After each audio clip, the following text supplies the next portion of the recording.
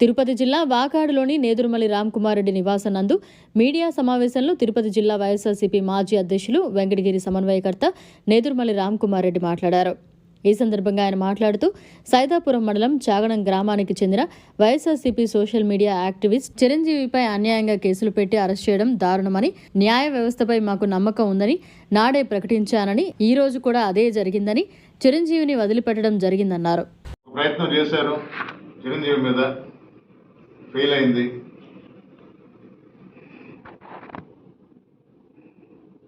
సమిష్టిగా ఉంటే party నాయకులందరం, media మిత్రుల సహకారం, మా లీగల్ టీం మరొకసారి అందరికీ ధన్యవాదాలు తెలుపుతూ, ప్రతి ఒక్క కార్యకర్త వెంట మన పార్టీ ఉంటుంది, ప్రజల కోసం పోరాడతాము, ప్రజల వెంటే ఉంటామని ప్రజలకు మరొకసారి తెలియజేస్తూ, ఈ నిరసన కార్యక్రమాలు, కలెక్టర్కి వినతి పత్రాలు ఎందుకు చేస్తున్నామంటే ప్రజలకు తెలియజేస్తున్నాం, ప్రజల వాణి వినిపిస్తున్నాం. ఎవరన్నా ఏమయ్యా మాకు రైతులు ఆయన 15,000 ఇస్తా ఉన్నాడు, 15,000 17,000 17,500 దాన్ని 15 చేస్తా ఉన్నాం, 13,500 అమౌంట్ అప్పకుండా ఇస్తా ఉంటే దాన్ని 15,000 చేస్తామంటే ఈయన వచ్చి 20,000 చేస్తాం. ఏది 13,500 లేదు, 15,000 లేదు, 20,000 దేవుడు సంగతి దేవుడు. ఎవరన్నా కంప్లైంట్ చేసినా, అడిగినా సోషల్ మీడియా ద్వారా కానీ అపరాత్రి వచ్చి ఎవరు వస్తున్నారో తెలియదు, ఎవరు తీసుకోబోతున్నారో తెలియదు, ఎందుకు తీసుకోబోతున్నారో తెలియదు, లేదా స్టేషన్ రమ్మని చెప్పటం, కనిపించరు, నానా రకాల హింసలు పెడతారు.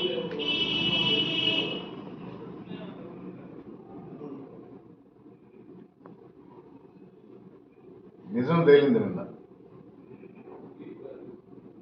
పార్టీ మొత్తం సమిష్టిగా కలిసి పనిచేశాం. చిరంజీవిని ఎప్పుడైతే గుర్తు తెలియని వ్యక్తులు తీసుకుని వెళ్ళారని తెలియగానే అందరం కలిసి పనిచేశాం, అధికారులకు చెప్పడం జరిగింది. ఈ సందర్భంగా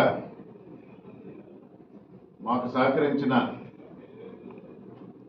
మీడియా మిత్రులు కూడా ధన్యవాదాలు తెలియజేయాలి. అలాగే వెంటనే స్పందించి రంగంలోకి దిగి మా లీగల్ టీం వారిని కూడా అభినందించాలి. సైదాపురం మండల నాయకులే కాదు, వెంకటగిరి నియోజకవర్గ నాయకులందరం కూడా కలిసి క్షణక్షణం ఏం జరుగుతుంది, ఏ విధంగా దీన్ని ట్యాకిల్ చేయాలి, ఏ విధంగా మా కార్యకర్తకి ఎలాంటి హాని జరగకూడదు అనే ఉద్దేశంతో అప్పటికప్పుడు కార్యాచరణ రూపొందించుకొని ఫాలో చేసి, ఎందుకంటే తప్పుడు కేసు అని స్పష్టంగా తెలిసింది. నిన్న కూడా చెప్పిన, జ్యుడిషియరీ వ్యవస్థ మీద నమ్మకం ఉంది నాకు అని, అలాగే తేలింది. ఈ కేసు రిమాండ్కి పనికిరాదు, స్టేషన్ బెయిల్ పంపించేయమని. అయినా లాగాలని చూశారు. పత్రికాముఖంగా చెప్తున్నారు, ఇలాంటి కేసులు ఇంకా కూడా పెడతారు, చిరంజీవి మీద కూడా పెడతారు. ఈ కేసు తప్పించుకున్నావు కదా, ఇంతటితో ఆగలేదు అని ఆల్రెడీ ఫోన్ కాల్స్ కూడా వచ్చినాయి, బెదిరింపులు వచ్చినాయి.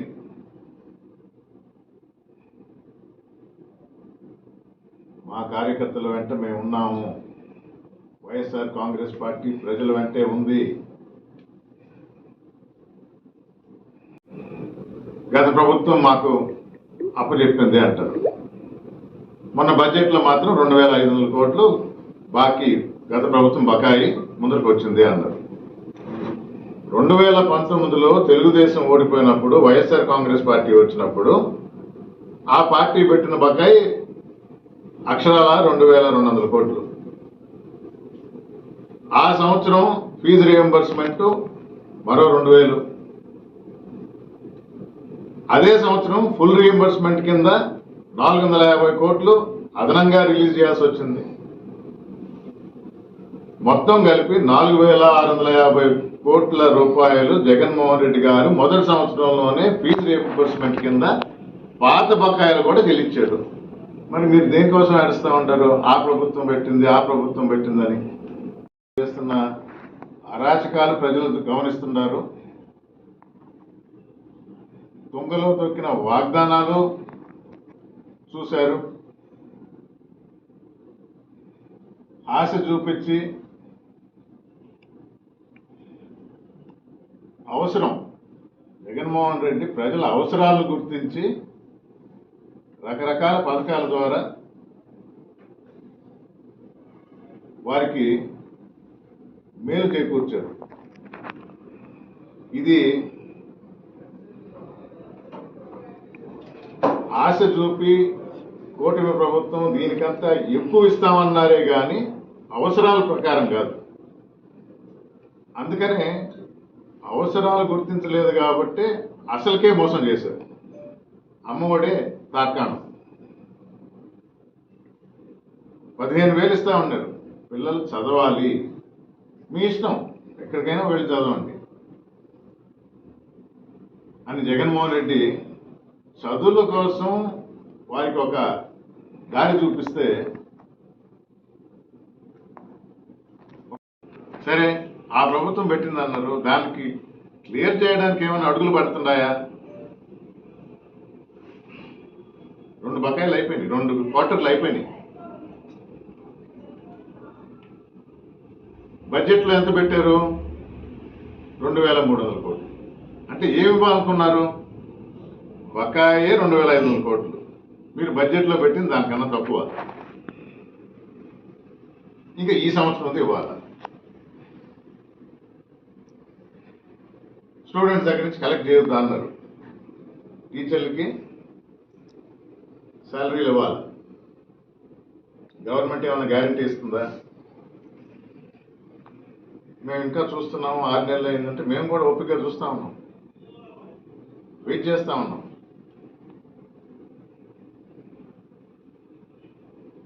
టైం వచ్చినప్పుడు ప్రజల తరఫున ప్రభుత్వ దృష్టికి తీసుకోవాల్సిన బాధ్యత మా మీద ఉంది కాబట్టి తప్పకుండా ఆ పని చేస్తాం. నీకు 15,000, నీకు 15,000, నీకు 15,000, నీకు 15,000 ఎక్కాలు చెప్పినట్టు 15 ఒకట్లు 15, 15 రోజుల 30, 15 3 45, 4 తాపేశారు. నాకు తెలిసి 5 అనేది ఎక్కడ చెప్పలా, 60 దాకా చెప్పారు. ఏమైంది? ప్రభుత్వం వచ్చి 6 నెలలు అయింది, స్కూల్స్ స్టార్ట్ అయిపోయినాయి. జగన్మోహన్ రెడ్డి గారు ఇస్తున్న ఆ ఒకటి కూడా ఎగ్గొట్టారు. 6,500 ఉరామరిగా బడ్జెట్లో పెట్టి ఇస్తా ఉండేవాళ్ళు జగన్మోహన్ రెడ్డి గారు. ఆ ఒకటి ఇవ్వాలన్నా కూడా మొన్న ప్రవేశపెట్టిన బడ్జెట్లో కూటమి ప్రభుత్వం ఆ 6,500 ఇవ్వాలా, పెట్టిందే 5,200 కోట్లు. అంటే ఉన్న ఒక్క ఫ్యామిలీకి ఒకరని అనుకున్నా కూడా అక్కడ కూడా కోత పెట్టబోతున్నాం ఒకవేళ ఇస్తే. నాయకులుగా మా కార్యకర్తలకి జిల్లాలో కానీ కాన్స్టిట్యున్సీలో ఉన్న మా నాయకులు వెంట ఉండి ఎవరికి ఎలాంటి ఇబ్బంది కలిగినా అందరికీ తెలిసిందే. చిరంజీవి మీద తప్పుడు కేసు పెట్టి ఎన్నో రోజులుగా ఒక పోస్ట్ పెట్టారు. దానికి ఏ విధంగా చర్యలు తీసుకోవాలంటే 41A కింద నోటీస్ ఇచ్చి స్టేషన్కి రమ్మని చెప్పొచ్చు. అది ఎవరు రాష్ట్రం మొత్తం మీద జరిగే ప్రక్రియ ఇది. కలెక్టర్ల దృష్టికి తీసుకుని వెళ్ళి ప్రతి జిల్లా హెడ్ క్వార్టర్స్ నుంచి ప్రజలు పడుతున్న కష్టాలు పర్చేజ్లో కానీ అంటే ఏదో ఒక కారణం చెప్పటం, కలుగోలు మాటలు చెప్పటం, లేదంటే డైవర్షన్ పాలిటిక్స్. ఆ టైంకి ఏదో ఒకటి ఒక కొత్త సమస్యనో ఏదో ఇష్యూనో బయట నుంచి తీసుకొని రావటం, దీన్ని డైవర్ట్ చేయటం. కానీ ప్రజలు ప్రతిదీ గమనిస్తున్నారు, ప్రతిదీ చూస్తున్నారు. మరొకసారి మీ ద్వారా ప్రజలందరికీ తెలియజేయటం, వైఎస్ఆర్ కాంగ్రెస్ పార్టీ అనేది ప్రజల పార్టీ. జగన్మోహన్ రెడ్డి గారు ఎప్పుడు కూడా ప్రజలు బాగోగుల గురించి ఆలోచిస్తారు.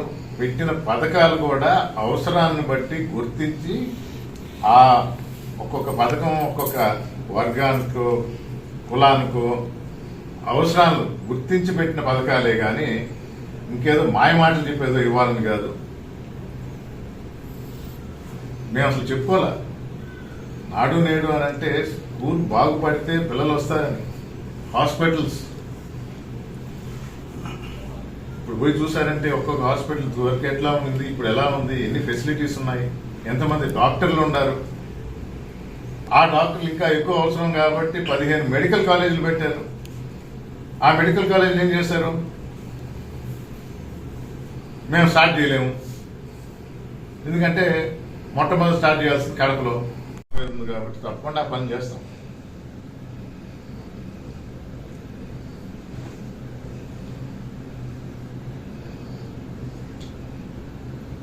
ఒక ప్రయత్నం చేశారు చిరంజీవి మీద, ఫెయిల్ అయింది.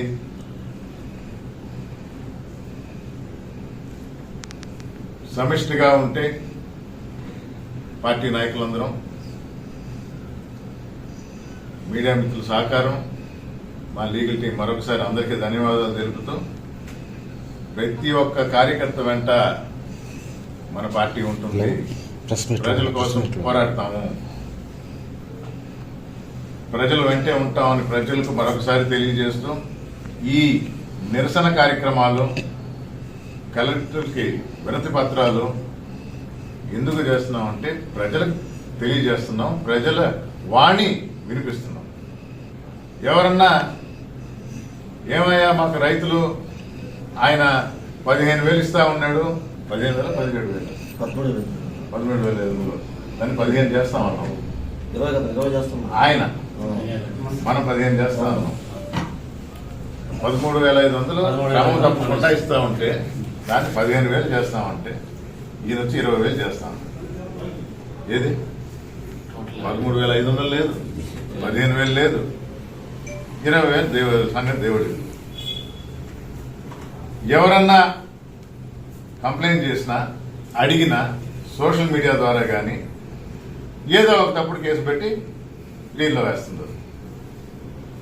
అందుకనే ప్రజల వాణిని మేము వైఎస్ఆర్ కాంగ్రెస్ పార్టీ ప్రభుత్వ దృష్టికి తీసుకువెళ్తున్నాం, ఆఫీసుల దృష్టికి తీసుకువెళ్తున్నాం ఒక నిరసన కార్యక్రమం ద్వారా. ఎల్లుండి 13వ తేదీ 13వ తారీఖున కాబట్టి అసలుకే మోసం చేశారు. అమ్మఒడే తార్కాణం 15,000 ఇస్తా ఉన్నారు. పిల్లలు చదవాలి, మీ ఇష్టం, ఎక్కడికైనా వెళ్ళి చదవండి అని జగన్మోహన్ రెడ్డి చదువుల కోసం వారికి ఒక దారి చూపిస్తే, ఒక కుటుంబంలో ఒకరికైనా నీకు 15,000, నీకు 15,000, నీకు 15,000, నీకు 15,000 ఎక్కాలు చెప్పినట్టు 15 ఒకట్లు 15, 15 2 30, 15 3 45, 4 తాపేస్తారు. నాకు తెలిసి 5 అనేది ఎక్కడ చెప్పలా, 60 దాకా చెప్పారు. ఏమైంది? ప్రభుత్వం వచ్చి 6 నెలలు అయింది, స్కూల్స్ స్టార్ట్ అయిపోయినాయి. జగన్మోహన్ రెడ్డి గారు ఇస్తున్న ఆ ఒకటి కూడా ఎగ్గొట్టారు. 6,500 ఉరామరిగా బడ్జెట్ లో పెట్టి ఇస్తా ఉండేవాడు జగన్మోహన్ రెడ్డి గారు. ఆ ఒక్కటి ఇవ్వాలన్నా కూడా మొన్న ప్రవేశపెట్టిన బడ్జెట్లో కూటమి ప్రభుత్వం ఆ 6,500 ఇవ్వాలా, పెట్టిందే 5,200 కోట్లు. అంటే ఉన్న ఒక్క ఫ్యామిలీకి ఒకరని అనుకున్నా కూడా అక్కడ కూడా కోత పెట్టబోతున్నాం. ఒకవేళ ఇస్తే బడ్జెట్లో పెట్టారే కానీ ఇచ్చే అవకాశం ఉందా అంటే అనుమానమే.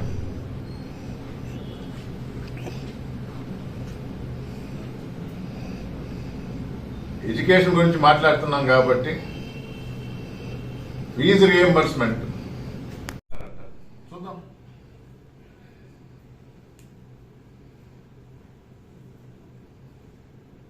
ఈ కేసులో చిరంజీవికి ఎలాంటి ఇబ్బంది కలగకుండా సహకరించిన అందరికీ మరొకసారి ధన్యవాదాలు తెలుపుకుంటూ, వైఎస్ఆర్ కాంగ్రెస్ పార్టీ ప్రజల తరఫున ఉంటుంది.